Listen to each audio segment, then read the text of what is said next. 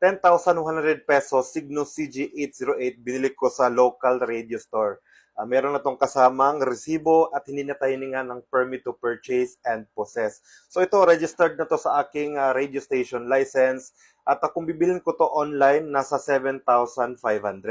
Walang kasamang resibo, yung penalty dito sa amin sa Bohol, pwede ito iparegister kahit walang resibo, pero 2,500 yung penalty dito for base radio. So, 7,500 plus 2,500, 10K din, plus shipping fee.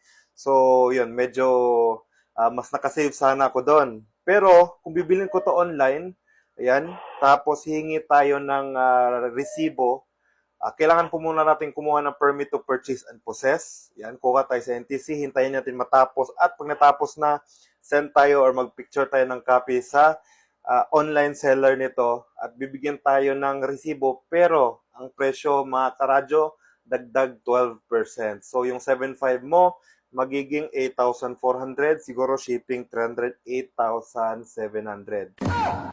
Teka, parang lugi tayo nun.